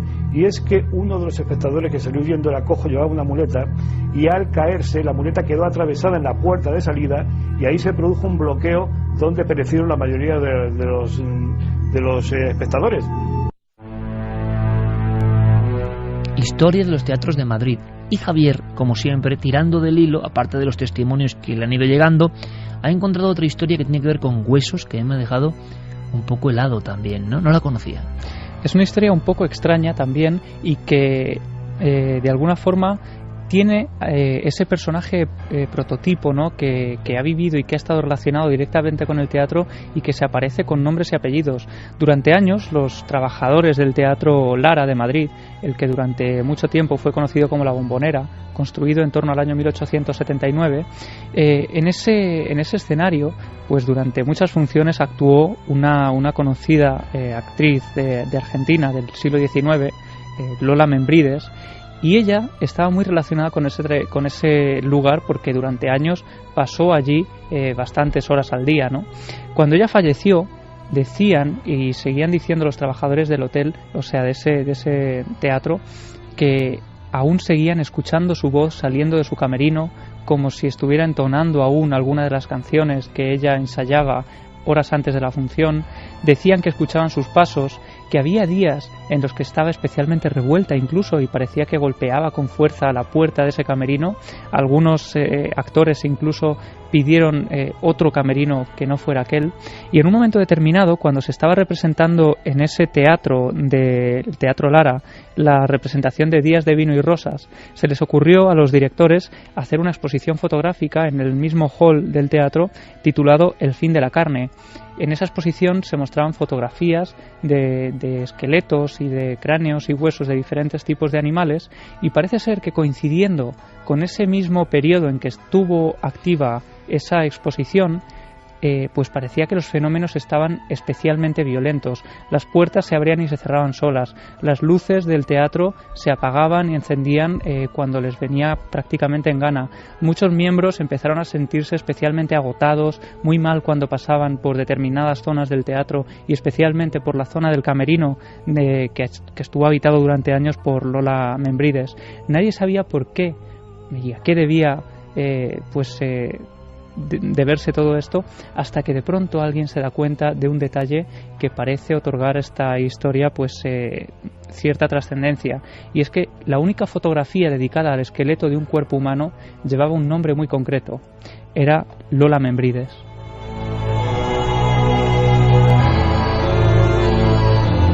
Es una historia un poco trágica porque yo, ahora que estaba haciendo todos los textos en las noches, quizá por eso he andado con fiebre, porque tener que catalogar el extraño museo 150, 160 piezas de la exposición, me ha hecho recordar muchas cosas. He tenido que catalogar las historias tremendas de esqueletos o de teratología, monstruos animales o monstruos humanos. Y todo ese mundo un poco, ¿cómo decirlo?, distinto, ¿no? Aquí se junta teatro, mundo fantasmagórico y encima exposición de huesos. O sea, es que ya no sé qué más puede ocurrir. Bueno, y es que este teatro, además, parece ser que en el escenario principal tiene una trampilla, como esas trampillas que vemos, por ejemplo, en ese mítico fantasma de la ópera, ¿no? Pues en este caso esa trampilla parece ser que comunica a través de una escalera de piedra, una vieja escalera que lleva un pasillo muy frío y polvoriento. Es un conducto que atraviesa una pequeña parte de Madrid con el convento San Plácido en la calle del Pez, que se encuentra al lado de este teatro y que durante años, durante la Guerra Civil Española, fue utilizado como refugio y también como forma de escapar de ese lugar. Y eso es lo interesante, pues que muchos teatros de la zona y del centro de Madrid tienen a sus espaldas una gran carga histórica que en ocasiones parece estar relacionada con los fenómenos que allí se viven. Nos hablaban, por ejemplo, también de 2 teatros del centro, muy céntricos de Madrid, donde aparecían todo tipo de personajes. Hablaban de un anciano que cruzaba los camerinos de una zona a otra, y ese lugar precisamente había sido un antiguo convento que sufrió un grave incendio en el año 1931, que ocasionó que incluso tuviera que volver a levantarse por completo lo que fue el teatro posteriormente, porque ese convento ya no volvió a reconstruirse. Y si seguimos un poco analizando algunos de estos lugares, por ejemplo, tenemos el caso del Teatro Las Aguas. Allí también se aparece un personaje muy concreto que ya no solo han visto personas que trabajan en el teatro, sino miembros del público y espectadores que han llegado a confundirlo con algún personaje que estaba realizando alguna obra teatral por allí y que sin embargo no tenía nada que ver con la ambientación, ¿no?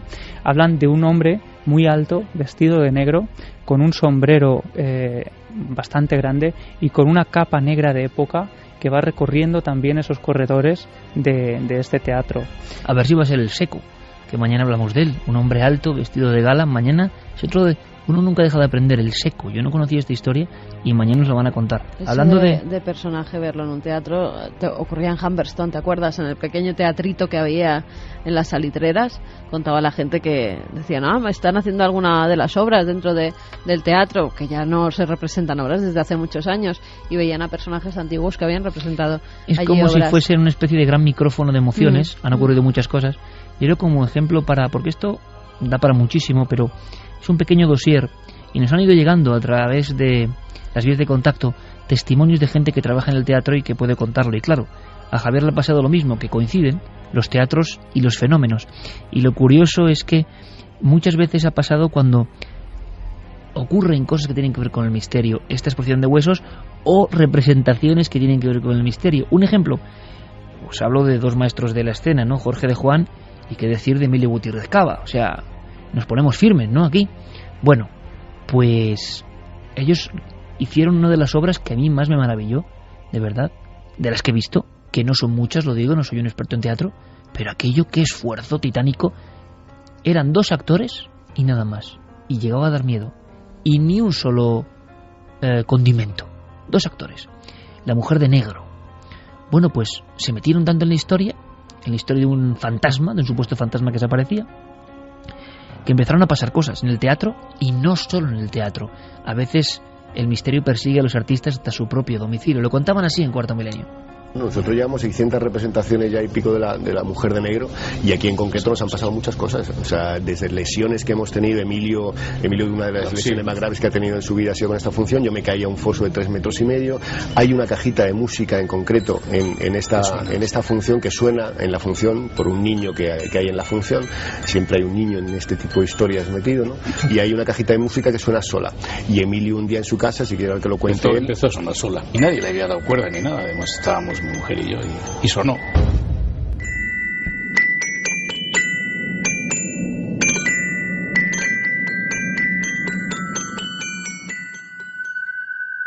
hablaban además estos dos maestros de mal fario, ¿no? O de un lugar donde parece que se concentran especialmente este tipo de accidentes. Y ese también es otro detalle bastante curioso que se repite en otros lugares. Parece que nos hablan de fenómenos paranormales en unos teatros muy concretos, pero donde la cosa se queda ahí. Y esto es de mala suerte, ¿no? Claro, coinciden este tipo de hechos de, bueno, pues de concentración de accidentes, como si tuvieran efectivamente un malfario especial. Bueno, mira, tocamos madera, ¿eh? Para todo el equipo y para los oyentes. Vamos rápidamente con el Créalo o No, que además este episodio esta semana ha batido récords. ¿Por qué? Lo vamos a ver rápidamente. Ya llega Diego Marañón.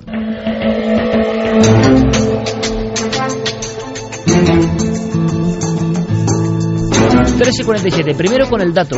Carmen. ¿Qué opinas de la historia de esta semana? Teletransportación en China.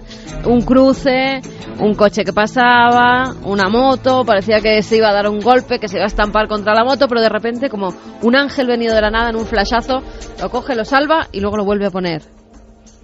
Pues que es falso. El 86,2% opina la gente que es falso y verdadero un 13,8% nada más. Récord del mundo, plusmarquista mundial, en este caso de historia falsa. Diego Marañón, buenas noches. Hola, compañero de Virus, ¿qué tal?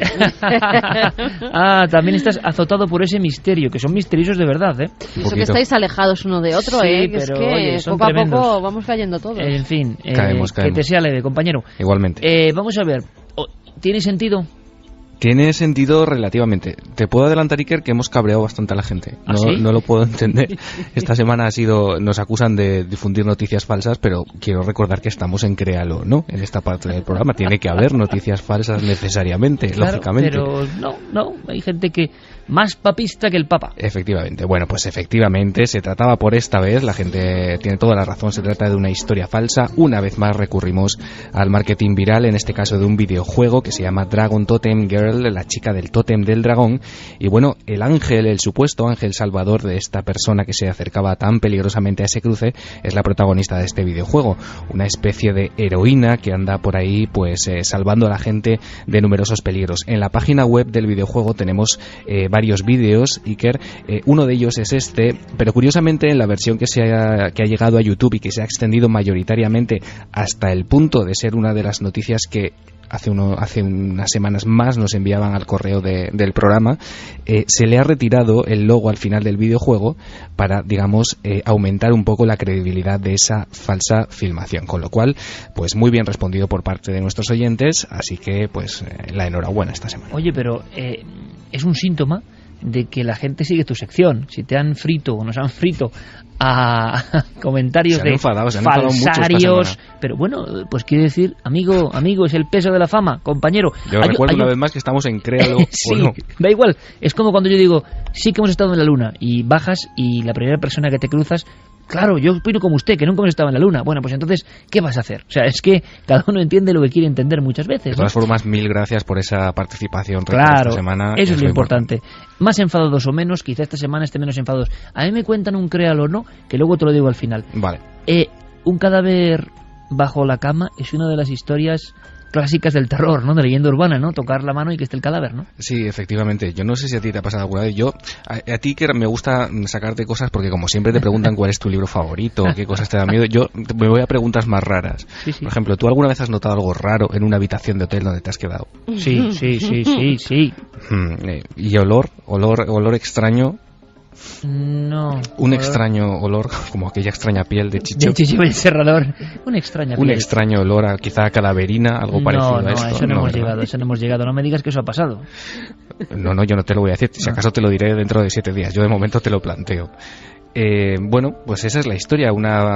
Cuenta la leyenda, el rumor, la historia, que se trata de una pareja que se registra en un hotel y que tiene que soportar pues este extraño olor toda la noche. Al principio es un olor un poquito molesto, pero bueno, ellos están pasando, digamos, su luna de miel y al cabo de los días ese olor va aumentando de intensidad hasta el punto de que pues ya el tercer o cuarto día se hace absolutamente... Al tiempo que el libido baja de intensidad también, imagino, porque claro... Efectivamente, creo que la situación es un poco dramática también para el asunto, con lo cual al cabo de los días el olor va aumentando de intensidad. Hay que ver a ese novio ahí. Hay que ver al novio. Total que llaman, lógicamente, a la recepción del hotel, sube un botones, el botones se da cuenta de que efectivamente ahí algo pasa. Empiezan a investigar, se plantean diferentes hipótesis, como que a lo mejor un huésped anterior borracho pues ha hecho sabe Dios qué cosas. Se descarta y Iker, en el interior del colchón, porque se dan cuenta que el olor sale de la cama precisamente. ¿En el interior del colchón? En el interior del colchón se dan cuenta de que está a modo de sándwich un cuerpo humano, básicamente. Un cuerpo humano que se está descomponiendo a pasos agigantados, porque claro, dentro de un colchón pues la temperatura es importante. No me lo puedo creer. Joder, bueno, pero ¿no notaban que había algo duro, no?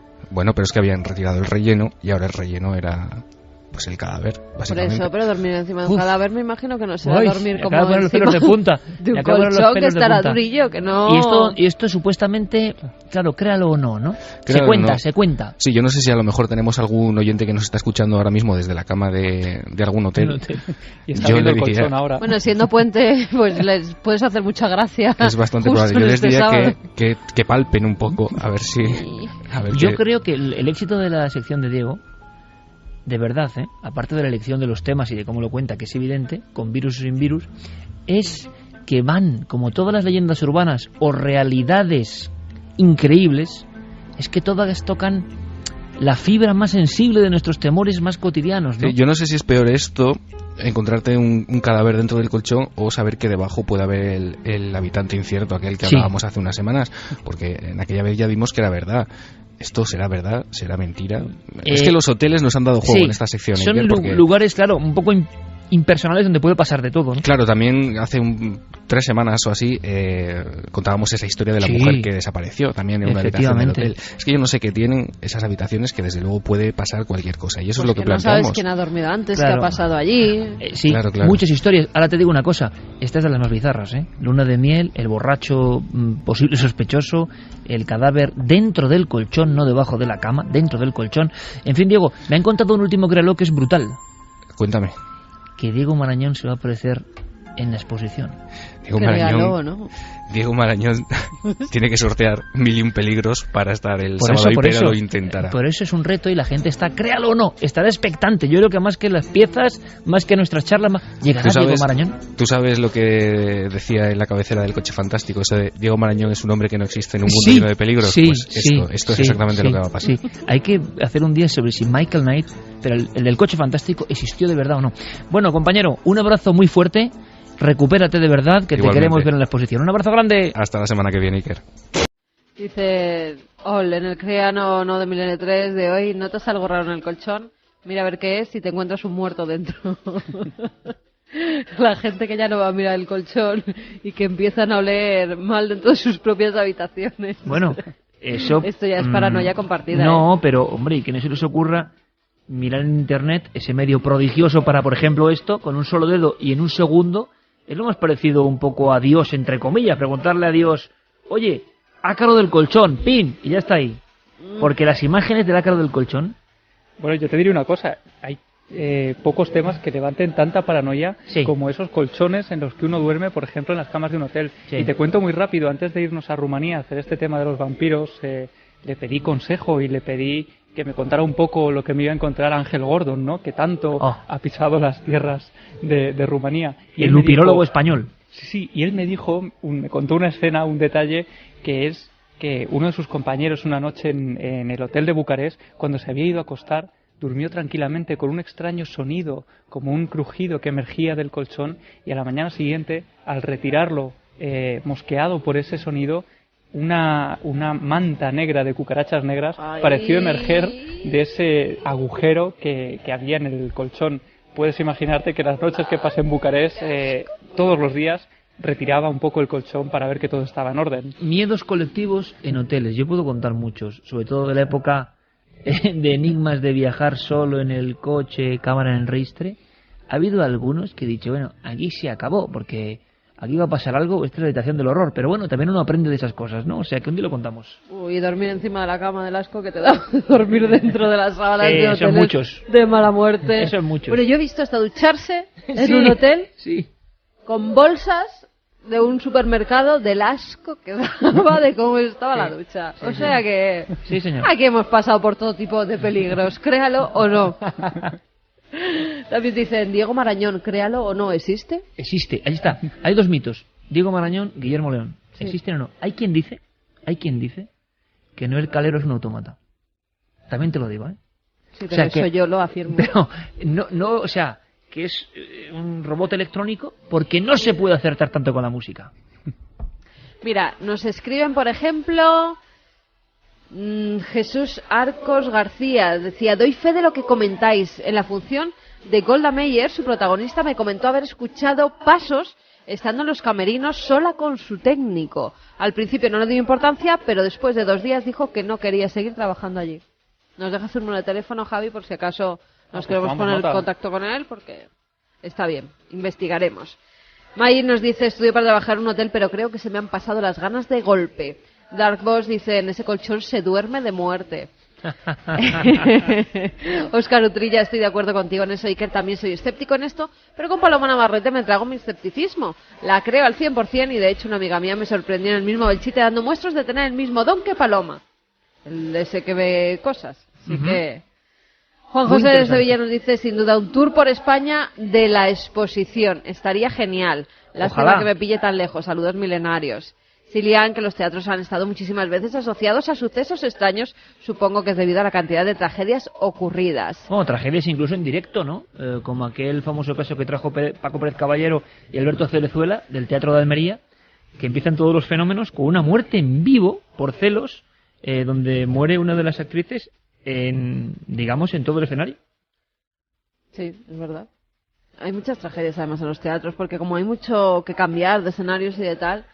Desde Bolivia, Juan Antonio Sanz, que nos desea lo mejor para la exposición, que dice que a ver si el tour se hace internacional ya, ¿no? No solo por España, que sea internacional. Pues no lo sé, porque de momento va a ser solo ahí, pero figuras bolivianas como la Puerta de Tiahuanaco o el monolito Benet, esa especie de extraterrestre venido de algún lugar del tiempo y el espacio, van a estar. Compañeros, se acaba el tiempo. Milenio 3 se termina por esta semana. Ha sido, como siempre, un placer. Espero veros mañana en Cuarto Milenio, por supuesto, y en esa exposición que vamos a hacer con todo el cariño para todos vosotros. Lo decíamos, los que aún tenéis un poco alma de niños, no habéis perdido la capacidad de soñar y queréis encontraros y casi palpar tantas y tantas creaciones artesanales. Eso es importante. Ahí no hay nada de alguna forma industrial. Todo es artesanal y por eso ya yo creo que merece mucho la pena. Noel Calero, compañero, muchísimas gracias. A Fermín Agustín mandamos un abrazo. Parece esta la semana de los virus porque se ha tenido que ir rápidamente porque estaba el pobre hecho polvo. Le deseamos lo mejor. Javi, hasta mañana. Nos vemos mañana. Carmen, hasta mañana. Hasta mañana y nos vemos también en la exposición. Viernes, sábado, domingo. Os esperamos.